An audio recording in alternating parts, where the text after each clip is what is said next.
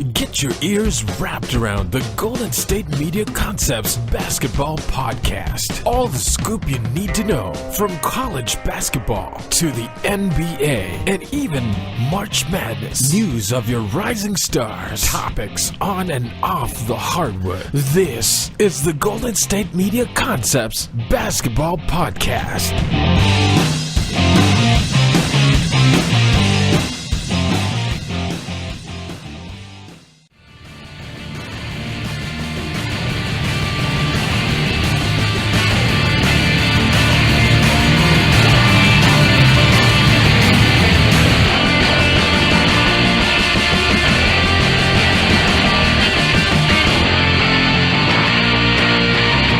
Alright, and welcome to the GSMC Basketball Podcast. This episode is brought to you by the GSMC Podcast Network, and I am your host, Jesse Tapia.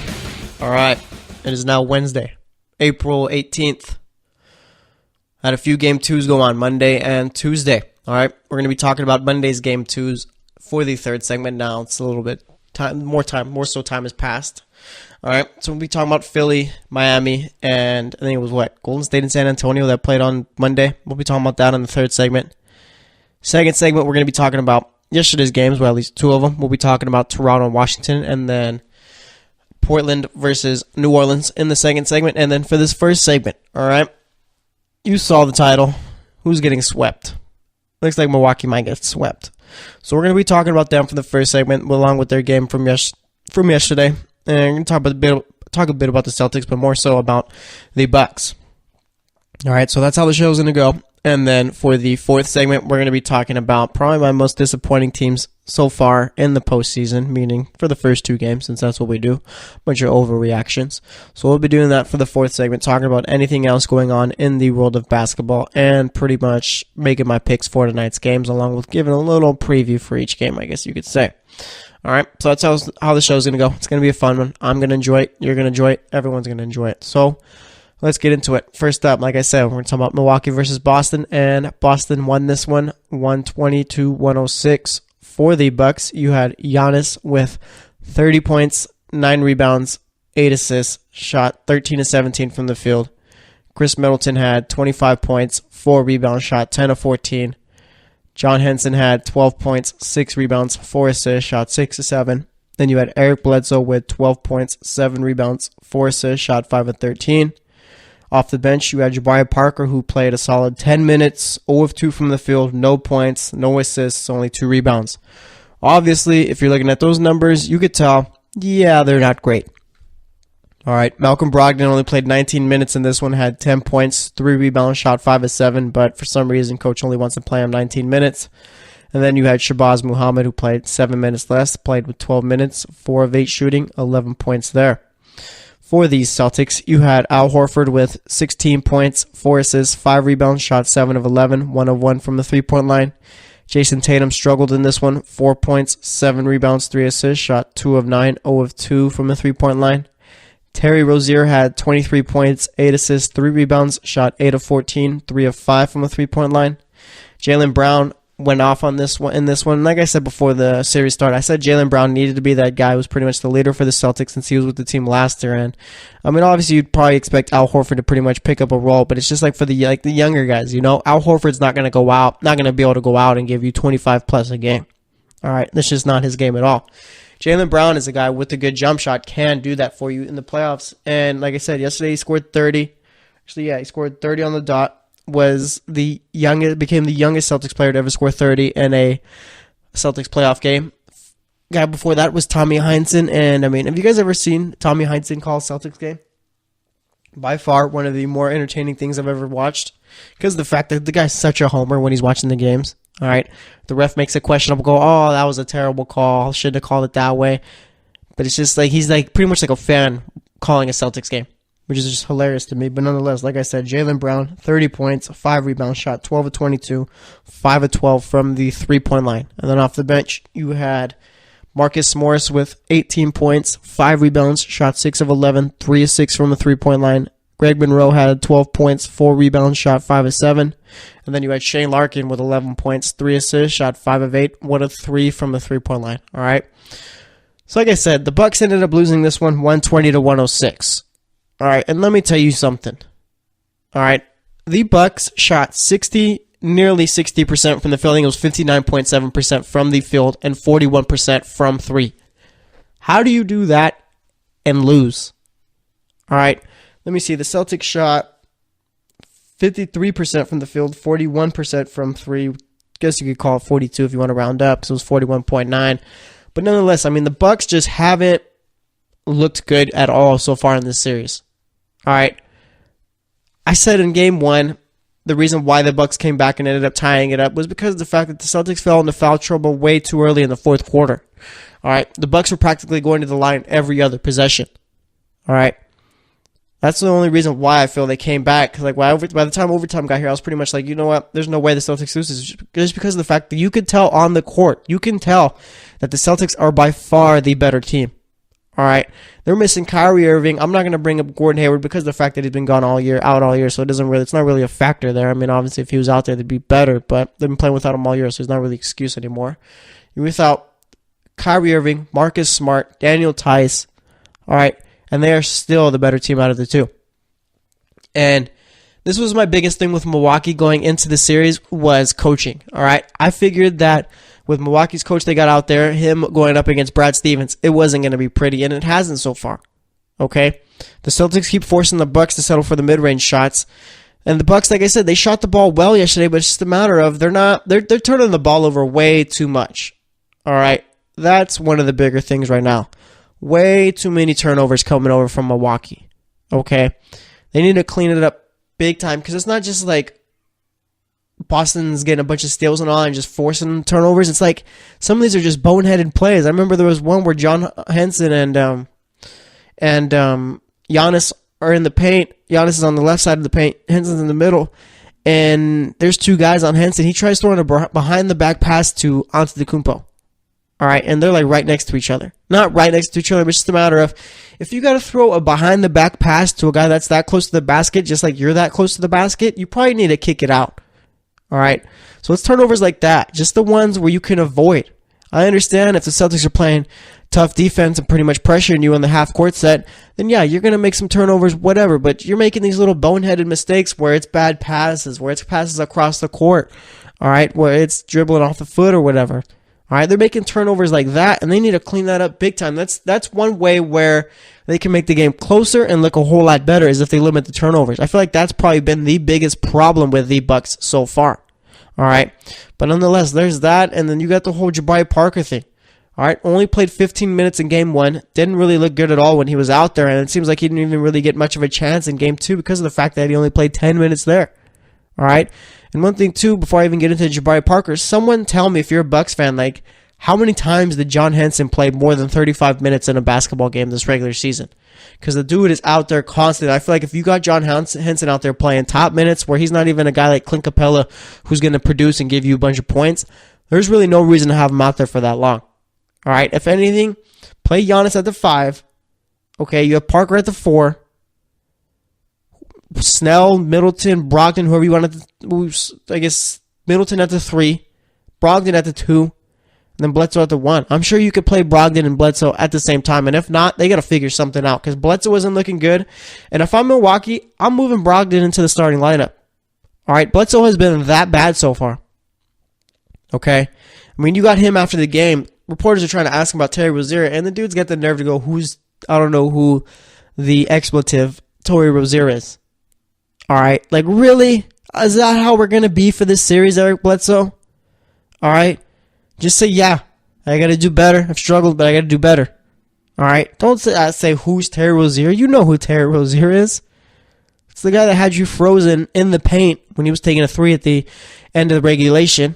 And it's the guy who's pretty much had your number the entire series so far, the first 2 games. All right? Bledsoe has not looked good at all, hasn't shot the ball well at all, and really making too many good passes and really playing too well defense. All right? I do think Milwaukee, if they want any chance of winning this series, which I doubt is going to happen, and it's not going to happen, is you got to go out and you got to make some lineup changes, all right? It's already after Game 1, and Cleveland's already going to be making lineup changes. You're not going to win with Bledsoe, Snell, Middleton, Giannis, and Hansen out there. All right, you got to figure something out. I'm not sure what it is, but they got to do something. Okay, because this team is just getting outplayed by the Celtics. All right, they were down for most of the game yesterday. I mean, there was one where they took the lead. I think it was in the second quarter for a brief moment. After that, it was all Celtics. They came back a little bit in the fourth, meaning they were down by 10. But it was kind of like, yeah, we can't really get stops here. All right. So with the Bucks, I think for me, it's just a matter of they got to figure out the whole turnover situation. They got to figure out what they're doing with Eric Bledsoe because the guy's not playing well. Jabari Parker has been a non-factor in this series.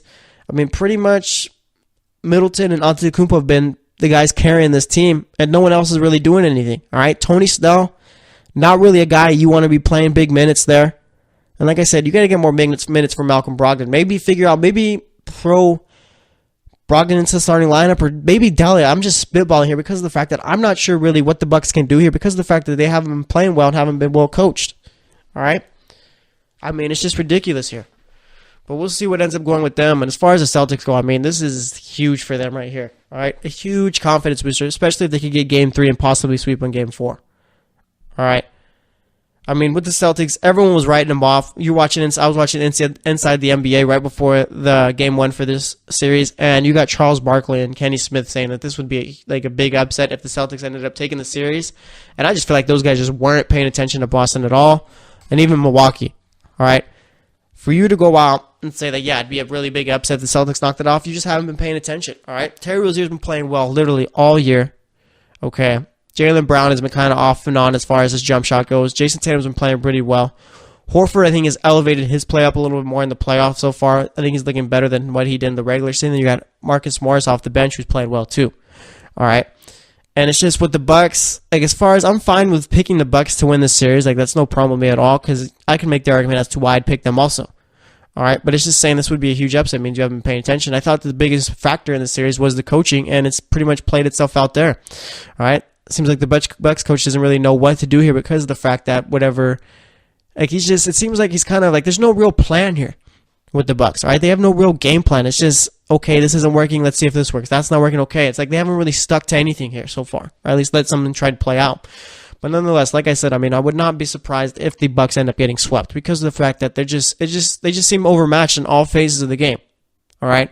And like I said, it's just a matter of they don't have a plan. They're kind of just going out there throwing stuff on the wall, hoping it sticks. So we'll see what ends up happening as the series progresses. I highly doubt it gets to 6 games, and if it does, I mean, then anything could happen. But like I said, we'll see how it all ends up. Celtics won big yesterday, 120-106. And like I said, just completely surprised at the fact that the Bucks shot 60% from the field, 41% from 3, and just lost by 14. So anyways, though, next up we're going to be talking about the Trailblazers-Pelicans game and the Wizards-Raptors game. So stay tuned, and we'll be right back.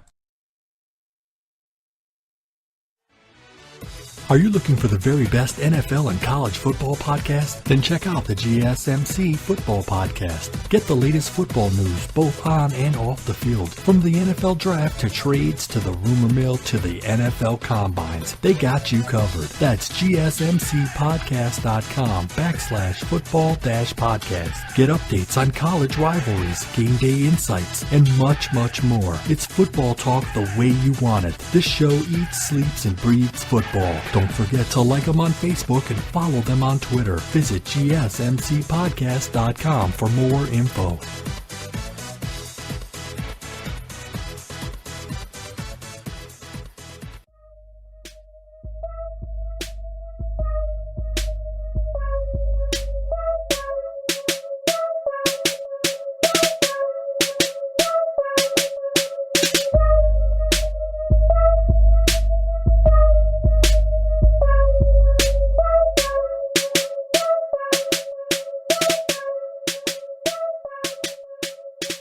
All right, and welcome back to the GSMC Basketball Podcast.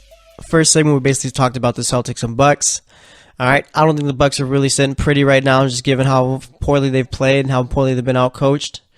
And I just think that this series is probably going to end up in a sweep, to be honest. I don't see a way where the Bucks end up winning a game in the series. Just like I said, nothing has really worked, and it doesn't seem like they have any type of game plan for this series. So, I mean, if they change that up, maybe you throw Brogdon into the starting lineup or something. Just do something, and maybe that'll change my mind. But it's just, with the Bucks right now, it just seems like they're kind of stuck. But we'll see what ends up happening. So that's what we talked about for the first segment.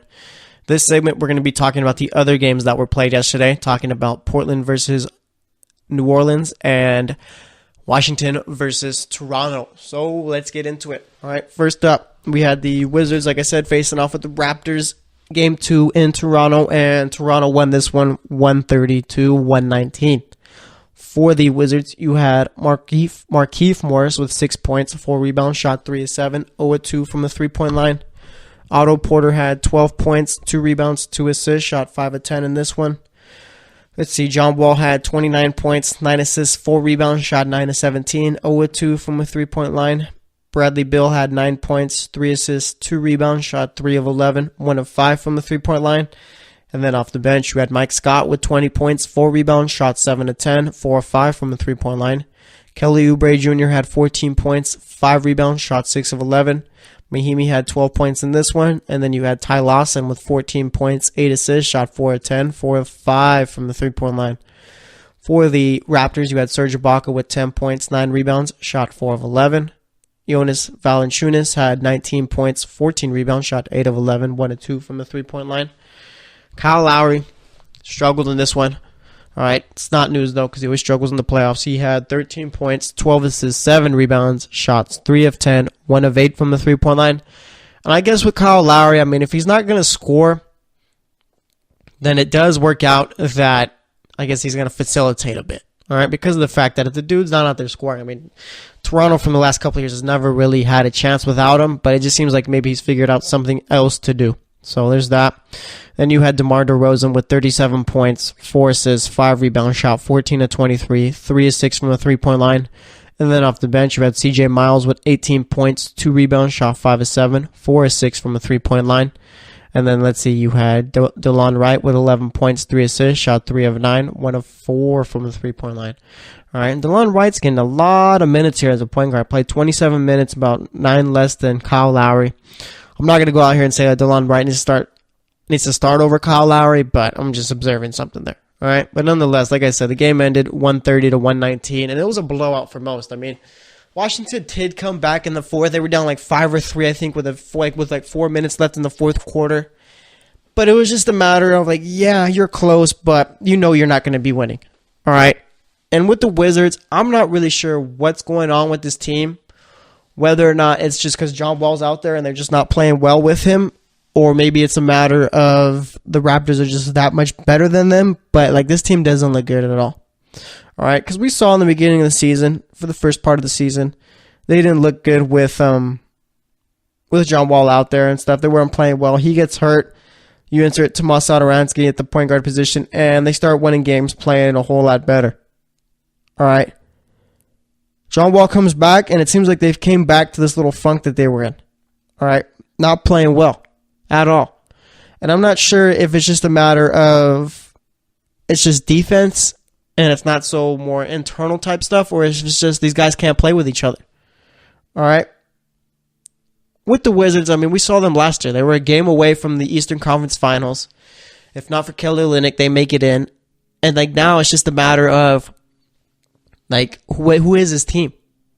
And I think it might just be time to blow it up here. Because let's be real, okay? How often are you going to be able, like, how often do you want to make the playoff? Like, they're going to make the playoffs next year if they keep the same team. They'll make it the year after that probably. But it's like, we know what this Wizards team is. They've already peaked, all right? We know what their ceiling is, and it's like second round of the Eastern Conference playoffs. After that, nothing really, all right? We know that this team, with the core they got now, is never going to become a title contender.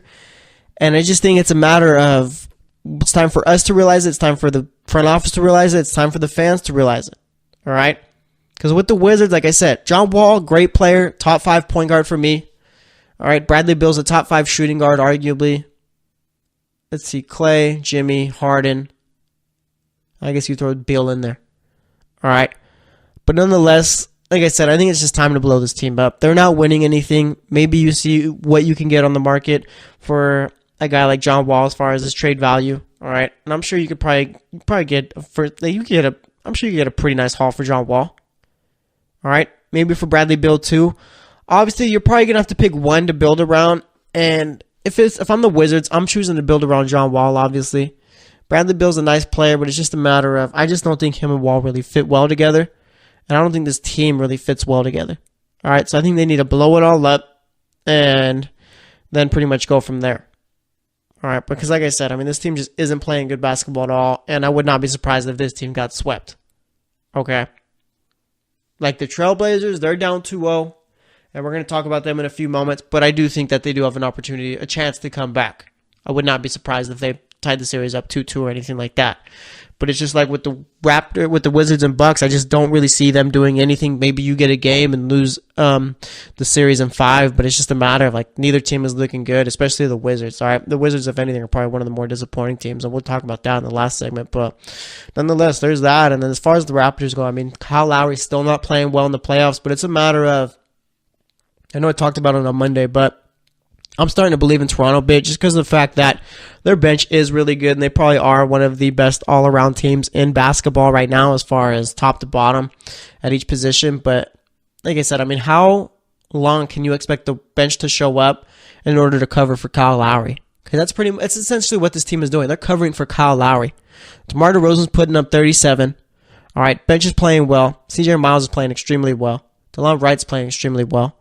Valanciunas has stepped up. Ibaka's played well. But eventually you're going to need a guy like Kyle Lowry to step up. And maybe it's just a matter of this season's different because of the fact that he can go out and affect the game in different ways as far as his passing, his rebounding, and all that. Maybe it's just a matter of that. But like I said, we're going to have to wait and see.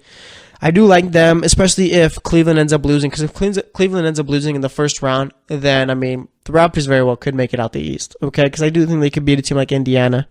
I do think that they could beat the Sixers and Celtics. All right. The Sixers would probably be a little bit tougher for them, but I just figure that Sixers are a real young team, and I just don't see them getting out the East this year. All right, and I might change my mind in like maybe a couple weeks or whatever, but like I said, I mean, I don't even have them beating the Heat in this series, so we'll see what ends up going on there. But like I said, Raptors ended up winning that game 130 to 119. Wizards haven't looked good at all. I'm not sure if they're going to be able to get any wins in Washington, but we're going to have to wait and see. So as for the next game, we had the New Orleans Pelicans facing off with the Portland Trailblazers, obviously, and the Pelicans won this one 111 to 102. For the Pelicans, you had Nikolai Mirotic with 17 points, 8 rebounds, shot 6 of 11, 3 of 7 from the three-point line. Anthony Davis had 22 points, 13 rebounds, shot 9 of 8, 1 of 2 from the three-point line. Etuan Moore had 8 points, 5 rebounds, shot 3 of 9. Not the best shooting night from him there. Rajon Rondo, who just seemingly seems to turn it up in the playoffs year in and year out. Remember last year he almost knocked off the Celtics pretty much on his own, was pretty much coaching that Bulls team. All right, here he is in the playoffs now, playing extremely well. Had 16 points, 9 assists, 10 rebounds, shot 6 of 11, 2 of 3 from the three-point line. Rondo's always going to be one of my all-time favorite players too, just because of the way he plays and the way he shows up in big games. But nonetheless, I mean, he's been a big help for the Pelicans so far in these 2 games. And then you had Drew Holiday, who, I mean, stepped up here with the leading scorer for the Pelicans. Usually you don't see that when you got Anthony Davis out there, but he had 33 points, 9 assists, 3 rebounds, shot 14 of 24, 2 of 5 from the three-point line. And when do we start talking about Drew Holiday as far as a top 10 player at his position? All right, do we consider him a shooting guard or a point guard? Doesn't matter to me, but I feel like we could start making the argument for given how well he's played. All right, and I feel like with the Pelicans, it's just something where they're not a big media market team. So you're not really going to see too much on him, but it's time we do start talking about Drew Holiday just because of the fact of how well he's been playing. All right, I've been following the Pelicans all year, and I mean, the dude has just never really had a truly bad game, I think, ever since Boogie left. All right, obviously with Cousins out there, you're not going to see too much production out of Holiday because you got to get the ball to Boogie a whole bunch more. All right, but just given how he's played, I mean, we got to start talking about him a whole lot more. But anyway, as far as the Trailblazers go, you had Al-Farouq Aminu with 14 points, 15 rebounds, shot 5 of 10 from the field, 4 of 6 from the three-point line. Evan Turner with the goose egg here had 0 points, shot 0 of 6 from the field, 4 rebounds, 5 assists. Joseph Nurkic did have 13 points, but only 3 rebounds. That's pretty unacceptable there, given what kind of player he is. Damian Lillard, I figured that after game 1, with how poorly he played, he'd step it up, and that'd be the reason why the Trailblazers won. Because obviously, I don't know if I made my pick on Monday, but nonetheless, I picked the Trailblazers to win, and I mean, it's just he didn't pick it up. All right, was 7 of 18 from the field, 1 of 7 from the three-point line, 17 points, 4 assists, 3 rebounds. Those aren't good numbers at all from your best player, especially in the playoffs. You need your best player pretty much leading the way and putting up at least 25 a game, and he just hasn't done anything like that so far in the first 2 games. All right, and then you had CJ McCollum with 22 points, 6 assists, shot 9 of 21 from the field, 3 of 8 from the three-point line. Again, not great there too. All right, your 2 best players aren't showing up playing well. You're going to struggle big time. So we'll see if they end up picking up for game 3, but it's just not looking good for them right now. And then off the bench, you had Bo Harkless with 11 points, 5 rebounds, shot 5 of 5. And then Zach Collins had 12 points, 5 rebounds, shot 5 of 11, 2 of 7 from the three-point line. Like I said, the Pelicans won that one, 111 to 102. All right, getting back to the Pelicans, remember that little run they went on when Boogie went out and they pretty much skyrocketed up to the 3 seed and were playing extremely well, and you're like, maybe this team could get a game or 2 against the Warriors or Rockets in the second round? That's where they're at right now. That's how good they've played so far in the first 2 games. All right, Drew Holiday's playing lights out. Rondo's playing pretty much like the old Celtics Rondo. All right, Anthony Davis is pretty much not shied away from the moment. He's played extremely well. Mirotic has played well in his role. And then off the bench, like I said, actually, I didn't bring up the bench stats here, but Ian Clark, I think he had 8 points yesterday, somewhere around there. So the Pelicans as a team have played well. Everyone's playing their role well and doing their role well. And as far as the Trailblazers go, it's like you got guys like Aminu Harkless playing well. Evan Turner going offers in the game isn't going to help you, and neither is Damian Lillard and CJ McCollum shooting the ball poorly. It's not going to do anything for you there. If anything, like I said, that's just going to hurt you. All right? Lillard really needs to pick it up, because if not, they don't really have any shot at getting a game in this series. All right. And I do think I'm not ready to give up on the Trailblazers yet. I've already given up on the Wizards and Bucks. But as far as the Trailblazers, I would not be shocked at all if they came back and won the series. That would not be surprising to me. Because they still do have a good team. It's just a matter of McCollum and Lillard need to find their shots. And the only downside of that is yeah, I'm sure they will, but it's just a matter of when. All right. So the game 3 is a must-win for sure. If not, then I think it might just be too little too late there. But that's all I got to say about that. And like I said, as far as the Pelicans go, they're playing real good basketball here. But we're going to wrap it up here. Next up, we're going to be talking about Monday's game. So stay tuned for that, and we'll be right back. Check out the show that's built on the MMA. From the UFC to extreme cage fighting, they got the fights covered. Check out the GSMC MMA podcast. Get the latest news on past or upcoming fights. Join us as we talk to and about some of the biggest names in the MMA, past, present, and future. When it's the fight game, there's just one show to check out. GSMCpodcast.com/MMA-podcast. Don't forget to like them on Facebook and follow them on Twitter. Visit GSMCpodcast.com for more info.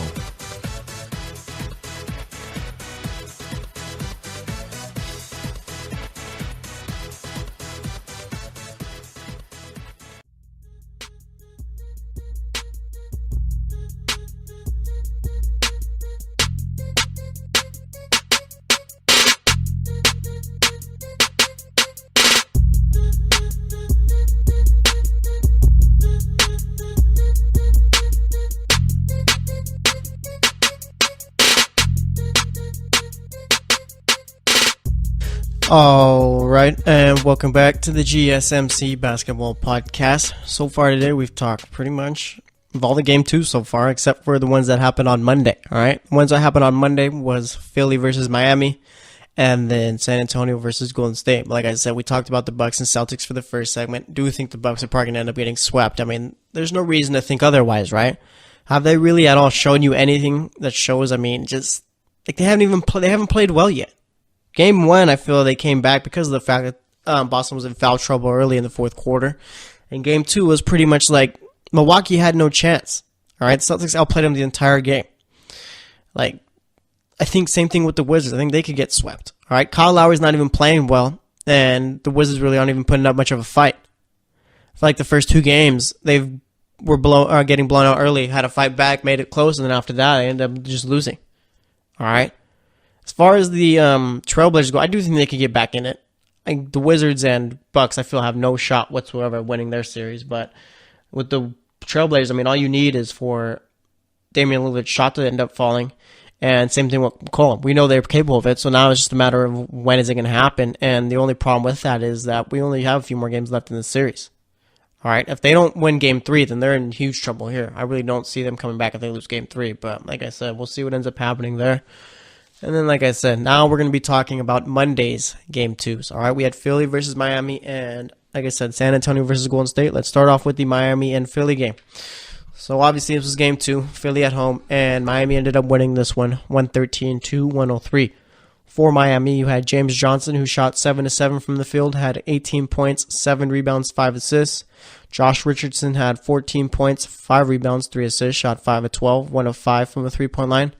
Goran Dragic had 20 points, 4 rebounds, 3 assists, shot 8 of 14. Off the bench, you had Kelly Olynyk with 11 points, 6 assists, 5 rebounds, shot 3 of 8.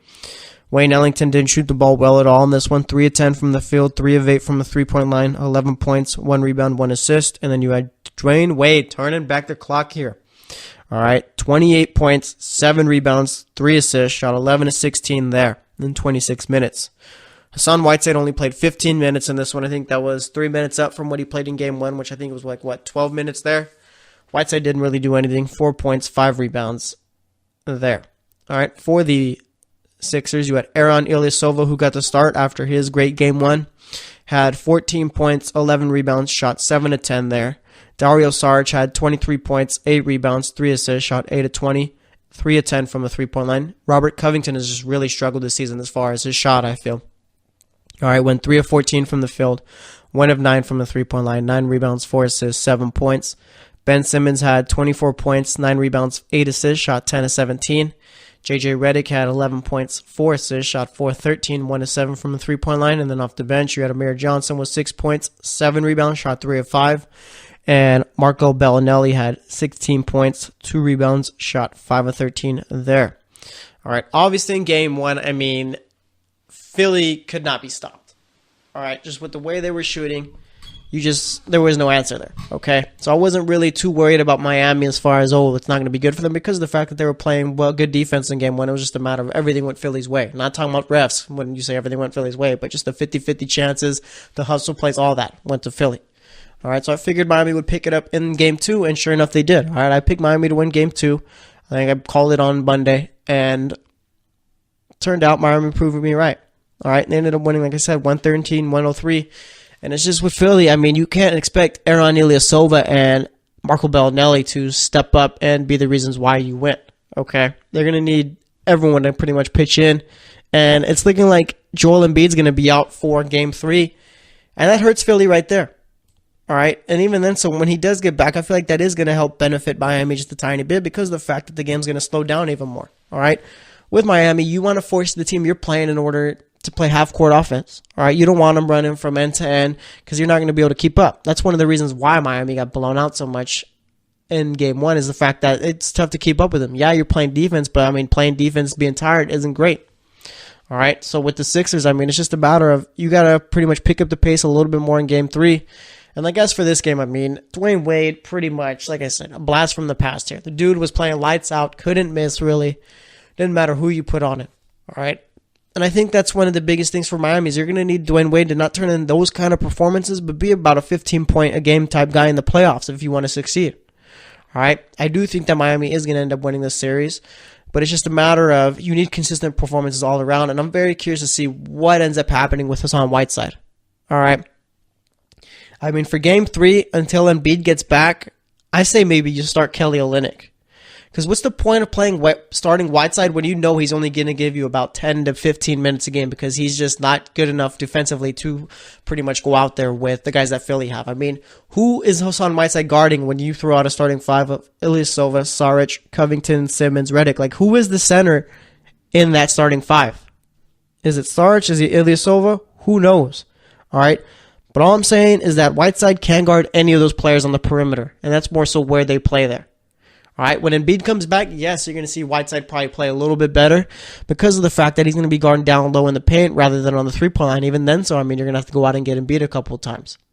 All right, but as far as it all goes, I do like the way Miami has played so far, even in the blowout. All right, I think they are going to be able to take game 3 because of the fact that they're back in Miami and it's going to be no Embiid there. And you can tell too, Embiid's starting to get frustrated with the way the Sixers are starting to treat him as far as his injuries. All right, after game 2, I believe it was. Yeah, after game 2, sent out on his Snapchat story, on his Instagram story, put a post saying, tired of being babied or something like that. I'm just paraphrasing there. And I'm sure that has to do with the fact that Phillies told him, no, you can't play because of your face injury. All right. And if you're Embiid, I get that you're frustrated. I get that he's young and all that, but you got to keep that to yourself. Because of the fact that's going to create some unwanted storylines for your team in the playoffs when, you can't afford any distractions right now. All right. And one thing with Philly, too, we started to see Fultz play less and less and less. Like I said, as far as Markelle Fultz goes, don't really pass judgment on him as far as his play. All right. Wait till next season to judge what kind of player he is, because of the fact that it doesn't work with him right now because of the fact that he came back way too late. All right. But nonetheless, going back to Embiid, he's doubtful for game 3. Obviously, probably not too happy about that, but it's just a matter of, and maybe one thing too is that Philly might just be overplaying these injuries a little bit. Like, eventually you got to let the guys go out there, and if they get hurt, then they get hurt. You can't prevent that. All right. Embiid getting a facial fracture, fracturing his orbital bone was a freak accident. How many times is Fultz going to run into him and cause that kind of impact? But nonetheless, holding him out isn't going to do anyone any favors. All right. Holding him out is not going to lessen the likelihood of him getting another injury. All right. Because, he could come back and get injured the very same game. All right. So with Philly, I think it's a matter of you might just have to take the training wheels off of Joel Embiid and just let him out there. All right. I know they're very worried about him getting hurt. And maybe it's just a matter of them taking the Celtics approach as to, let's be completely patient with this. So we don't need to rush anything because of the fact that we're going to be good for years to come. And Philly is going to be good for years to come. Even if, let's say, a guy like LeBron didn't come to that team, I still wouldn't put it past Philly as far as them winning a championship. I'm sure they'd be able to within the next few years. All right, because you do have a top 5 center in Embiid when he's healthy and a very good player in Ben Simmons so far in his rookie year. All right. As far as Ben Simmons, I'm not going to be calling him a top 5 player at any position right now because of the fact that Ben Simmons needs to play a few more years before we start doing that. But nonetheless, like I said, we got game 3 going on tomorrow on Thursday in Miami. It's going to be tough for Philly just given the fact that they're going to be without Embiid. All right. But we'll see what ends up happening. Let's see. Should I make a pick for that? Who knows? We'll see how I feel in the 4th segment. All right. But nonetheless, like I said, game 2, Miami ended up taking that one. And Dwayne Wade with quite the performance out here, putting up 28 points and 7 rebounds. So let's see. We had another game on Monday. We had San Antonio facing off with the Golden State Warriors. And Golden State won this one easily, 116-101. Actually, San Antonio was up by like 5 after the first half, I believe. All right. And it's like, oh, maybe they're going to do something. It's like, oh, nope, the Warriors are going on a run. See you later. All right. So, yeah, the Warriors won 116-101 for the Spurs. You had LaMarcus Aldridge with 34 points, 12 rebounds, shot 11 of 21. Rudy Gay had 12 points, 5 rebounds, shot 6 of 12. Patty Mills had 21 points, 3 rebounds, 3 assists, shot 7 of 16, 3 of 9 from the three-point line. And then off the bench, you had Pau Gasol with 12 points, 4 rebounds, 3 assists, shot 3 of 5. And then Manu Ginobili with 10 points, 2 rebounds, 3 assists, shot 4 of 9. Tony Parker, only played 6 minutes. And Tony Parker, he's got to retire after this year or something, right? He's not really contributing too much to the Spurs. Let's see. For the Warriors, you had Draymond with 9 points, 6 assists, 5 rebounds, shot 2 of 9, 1 of 4 from the three-point line. Andre Iguodala got the start in this one, had 14 points, 7 rebounds, 5 assists, shot 5 of 7, 4 of 5 from the three-point line. Kevin Durant had 32 points, 6 rebounds, 6 assists, shot 10 of 19, 3 of 9 from the three-point line. JaVale McGee had 10 points, 7 rebounds, shot 5 of 7. And then you had Klay Thompson with 31 points, 5 assists, shot 12 of 20, 5 of 8 from the three-point line. Off the bench, you had David West with 10 points, 4 rebounds. And then Quinn Cook with 6 points, 4 rebounds, shot 2 of 6, 2 of 4 from the three-point line. All right. With the Warriors, I didn't get a chance to get to watch this game, but nonetheless, I wonder who was running the point there. Was it Iguodala bringing the ball up? Because I know Klay wasn't. Kevin Durant might be a guy who could. Even a guy like Draymond Green could play point forward, I'm sure, a couple of times. But nonetheless, this series is over. All right. Now it's just a matter of with the Spurs, what's next with Kawhi? Okay, obviously you got to go out and finish the last 2 games, whatever, who cares? But like I said, what's going on with Kawhi here? All right. Like, is he going to be back with the team, or are you guys just going to trade him? And it's just, I feel like the Spurs, Popovich maybe taking subtle shots at Kawhi. I think after the game he was talking about LaMarcus. Oh, yeah, I love LaMarcus. LaMarcus will play through everything. He's been with this team game in and game out, playing well for us, all right? And it's just, I don't know. I just feel like Kawhi and the Spurs, like, this is a bad breakup that's unfolding before our eyes. All right. And it's just with Pop, he said before too, it's not a matter of the team trainers need to clear Kawhi. Kawhi's camp needs to clear Kawhi, all right? The guys he's surrounding himself with need to clear him. I'm not sure if he's going to a different facility or whatever, and maybe it's just a matter of those guys are in his ear telling him, look what happened to Isaiah Thomas. Do you want that to happen to you? Because after that, they're just going to trade you. And maybe Kawhi is just believing the hype there, all right? But nonetheless, I mean, I'm very curious to see what ends up happening with the Spurs this offseason with Kawhi Leonard. And as far as the Warriors go, I mean, this is best case scenario. You're going to sweep the Spurs, even extended rest for Stephen Curry there, all right? It's going to be great for them. And they're playing a whole lot better than what I thought they would without him. All right, I'm not going to lie. I said that the Warriors would win in 6. I was just completely wrong given how this team has been playing. But nonetheless, I mean, the Warriors are going to be sweeping the Spurs. I'm more sure about that than I'm about the Celtics sweeping the Bucks or the Raptors sweeping the Wizards. But nonetheless, like I said, I mean, this is best case scenario for the Warriors right here. So that's going to wrap it up here. Next up, we're going to be talking about teams that have really surprised so far, and I guess teams that are disappointed. So we'll be doing that. Going to be talking about tonight's games and anything else going on in the world of basketball. So stay tuned, and we'll be right back. Check out the show built around the women of MMA. From the UFC to the extreme cage fighting, we got the fights covered. Listen. It's the Golden State Media Concepts Women's MMA Podcast. The latest news of upcoming fights, discussions of previous matches. Join us as we talk to and about the biggest names in women's mixed martial arts, past, present, and future. When it's the women's fight game, you know where to listen to. The Golden State Media Concepts Women's MMA Podcast.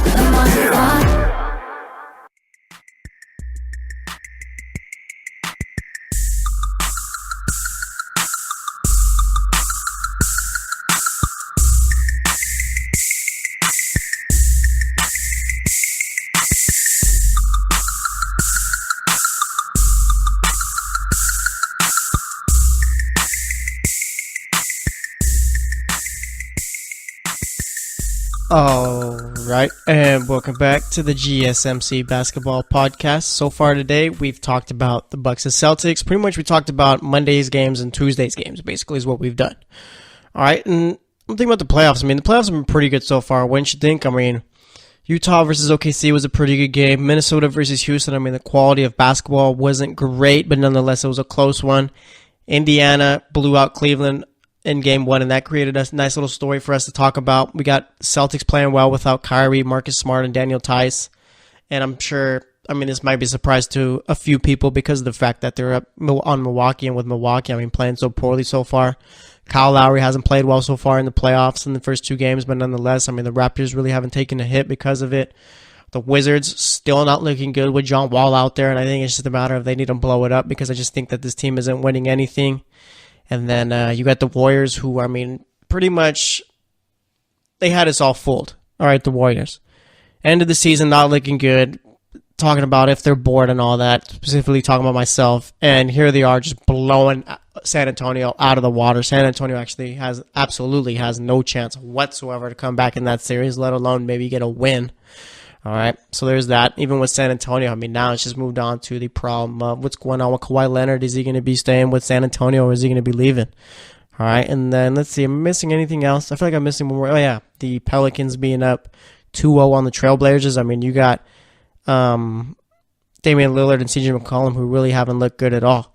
All right, and I think right now, I mean, all the series that have played their game 2s except for the Miami and Philly one, they're all at 2-0, huh? Boston's up 2-0. Toronto's up 2-0. Like I said, Philly, they're up 1-1, or they're tied 1-1.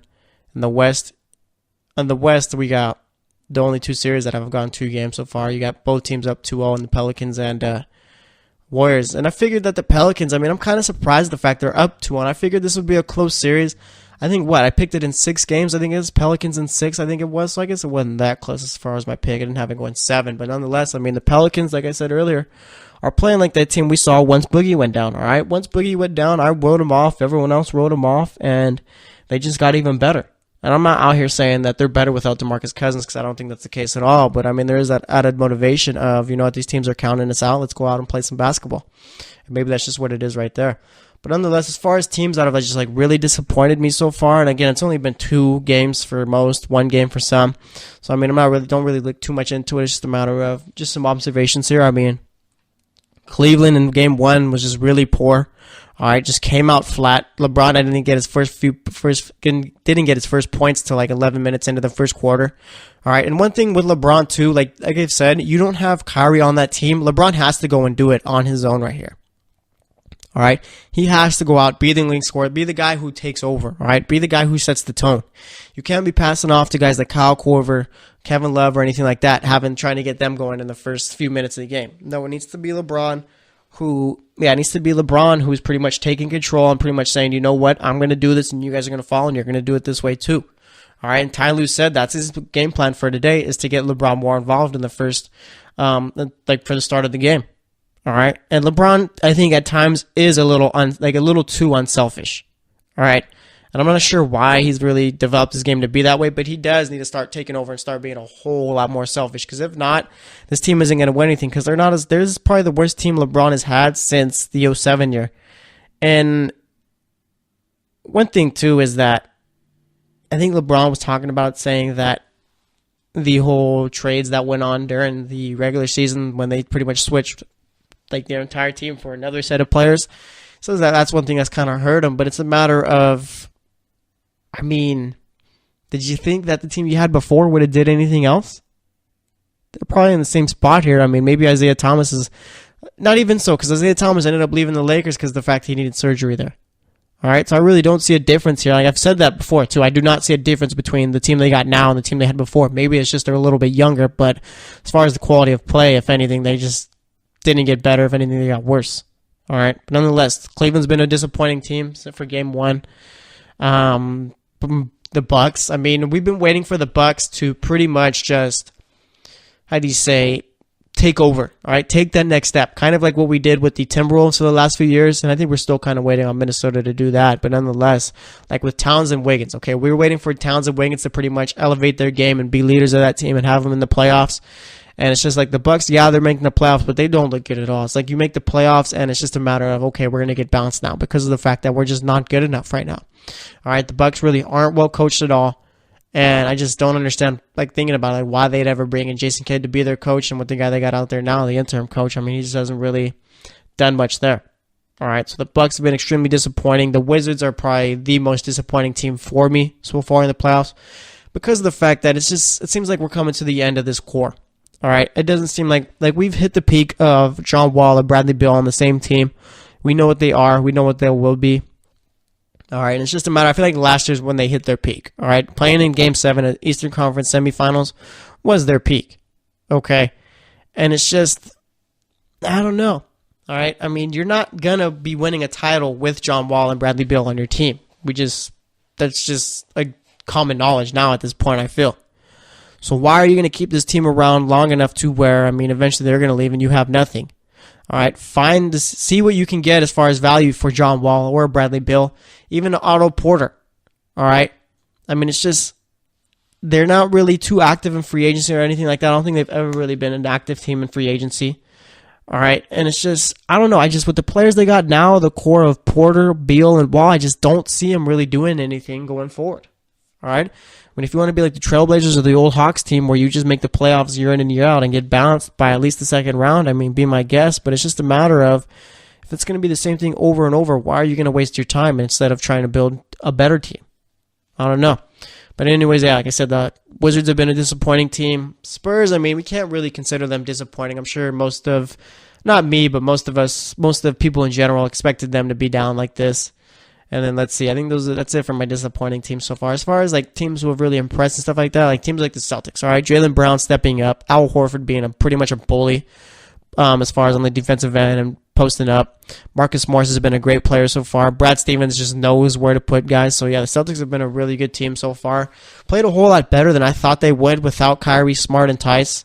All right, I figured that, yeah, they'd probably be up in this series, but it's a matter of the way they've played. Everything has flowed. Everything's flowed for the Celtics. Like I said, I'm just real surprised with how they've played. And then over with the Pelicans too. All right, very much impressed by them. All right, Rajon Rondo playing like how he did last year before he got hurt with the Bulls in that playoff series. And then you got Drew Holiday, who, like I said, we do need to start talking about as far as a top 10 player at his position, whether it be the 2 or the 1. Doesn't matter to me. I mean, you can make the argument for either. All right. Anthony Davis is playing like a beast there, and then you got guys like Nikolai Mirotic who got a role, and they're filling out the role perfectly. All right. So, yeah, the Pelicans have been a team that's impressed me. And with the Raptors, I mean, they haven't really the only way they've really impressed me is that they're covering for Kyle Lowry. All right, Kyle Lowry just seems like he can't play in the playoffs, and hasn't really been something that's hindered him. All right, they've been pretty much beat down on the Wizards the first 2 games. You tell me, oh yeah, the first game was close. Yeah, the score was close, but in reality, we knew that the Raptors were the better team, and the Wizards had to come back. All right, the Wizards haven't looked good at all. But nonetheless, I mean, playoffs have been good so far. Really enjoyed them. We got a lot of good games. We got 3 good games going on tonight. So let's make my picks for those games. All right, so we got the Pacers versus the Cavs. Cavs are favored by 7.5 in this one. I think it's a little bit too much, just given the fact that they got blown out in game 1. But nonetheless, I mean, here we are. All right, and with the Cavs, this is a must-win game here. You don't win this one, I highly doubt they go out and get 2 in Indiana. So coming back to Cleveland down 3-1 just isn't a recipe for success. People say, oh, they came back down 3-1 against the Warriors that 1 year. Yeah, the team they had that year was way better than the team they have this year. All right, way better. But you know what? Tonight, I'm going to go with the Pacers. All right, I can't trust the Cavs right now. I'm back to not trusting them. I mean, right before the series, I was like, you know what? Cavs are probably going to be the favorite. Cavs in 5. I can't trust the Cavs. I tried it. It doesn't work. So I'm going to go with the Pacers. And me picking the Pacers probably means that the Cavs are going to win. So we'll see about it. But yeah, I got the Pacers winning that one. Then we got the Jazz facing off for the Thunder. All right, Thunder played well in the first one. Carmelo Anthony just really hasn't gotten it together yet. Paul George had a real good performance. I think he dropped 37 points, I think it was. Russell Westbrook, still Russell Westbrook, hasn't really changed his game up. I'm going to go with the Jazz in this one. I think they're going to be able to pull it out. And it's just a matter of the Thunder won last game because of the fact that Paul George had a monster game. If Paul George doesn't have that type of game and probably hits about 10 points less as a normal 25-point game, they don't win, I believe. So I'm going to go with the Jazz in this one. I think they're going to play well. But Thunder did catch my eye. And then for the final game, we got the Timberwolves versus the Rockets. I'm going to go with the Timberwolves in this one. I think they're going to get Karl-Anthony Towns more involved. And I think that's going to be one of the biggest factors right there is getting Towns more involved. They do that. I think I really like their chances. So I'm going to go with the Timberwolves there. All right, so all of my picks tonight are upset picks. I got the Pacers, Jazz, and Timberwolves winning. So we'll see how it all ends up. Let's see. We're not going to have a show tomorrow, so let's make some picks for Thursday's games. All right, so I think we got Sixers, Heat, and then Trailblazers, Pelicans, Warriors, Spurs. I got Warriors winning. I'm going to go Pelicans in Game 3 against Portland. I got Miami winning Game 3 against Philly. So those are my picks for those games. We're going to wrap it up here. Today we talked about the Celtics and Bucks. We talked Raptors, Wizards. Let's see, Pelicans, Trailblazers. And then we talked Philly, Miami from Monday, and also San Antonio versus Golden State on Monday. All right, for the fourth segment, what we talk about? We talked about pretty much the playoffs. Teams that have impressed me, teams that have disappointed me so far. And then we made my picks. So thanks for listening to the GSMC Basketball Podcast. I am your host, Jesse Tapia. We'll be back on Friday, so stay tuned, and we'll talk to you later. You've been listening to the Golden State Media Concepts Basketball Podcast, part of the Golden State Media Concepts Podcast Network. You can find this show and others like it at www.gsmcpodcast.com. Download our podcast on iTunes, Stitcher, SoundCloud, and Google Play. Just type in GSMC to find all the shows from the Golden State Media Concepts Podcast Network, from movies to music, from sports to entertainment, and even weird news. You can also follow us on Twitter and on Facebook. Thank you, and we hope you have enjoyed today's program.